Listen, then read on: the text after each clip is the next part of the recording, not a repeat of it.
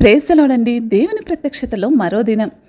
ఒక సంఘంలో పాటలు పాడే గాయకుల బృందం ఉంది. కొంతమంది అనుభవంతో, కొంతమంది స్నేహంతో చేరుతారు. కానీ కొంతమంది వాయిద్యకారులు మాత్రం తమ సామర్థ్యాన్ని పూర్తిగా దేవునికి అంకితం చేస్తారు.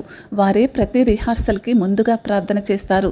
పాటలు మాటలు అర్థాన్ని తెలుసుకుంటారు. అందులో దేవుని యొక్క ఉద్దేశాన్ని గ్రహించడానికి ప్రయత్నిస్తారు. ఈ విధంగా పాటలు పాడేవారు మనం చూడలేని ఆత్మీక సేవను జరిగిస్తూ ఉంటారు. వారు తమ కళను దేవుని సన్నిధిలో త్యాగంగా సమర్పిస్తారు. ఇది ఆసాపు మొదలైన వారు చేసిన సేవతో సమానమైనది. మన జీవితంలో ఆరాధనకి ఉన్న ప్రాముఖ్యతను మనం ఇప్పుడు చూడొచ్చు. దేవునికి నిపుణతతో, శ్రద్ధతో, భక్తితో సేవ చేయాలని ఇది సూచిస్తుంది. మొదటి దినవృత్తాంతంలో 16వ అధ్యాయం 5వ వచనం చూసినట్టయితే, వారిలో ఆసాపు అధిపతి జెకర్యా, అతని తరువాతి వాడు మేయిలు, షెమిరామోతు. సూటిగా అలాంటి వారినే దేవుడు మనకు చూపిస్తున్నాడు. మొదటి దినవృత్తాంతము 16వ అధ్యాయం 5వ వచనం.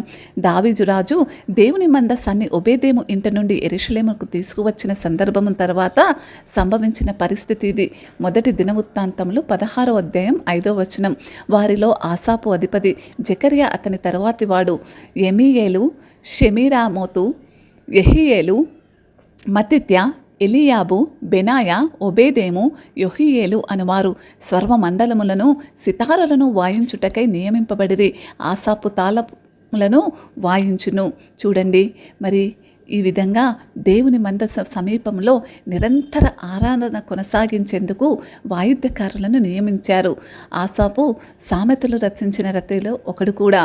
అతడు పలు కీర్తనలు కూడా రాశాడు. అయితే మనం చూసినట్టు ఆసాపు కేవలం సంగీత సేవకుడే కాదు, బోధకుడు మరియు ప్రవక్త కూడా. చూడండి, ప్రతి సేవకుడికి ప్రత్యేకమైన పిలుపు ఉంటుంది.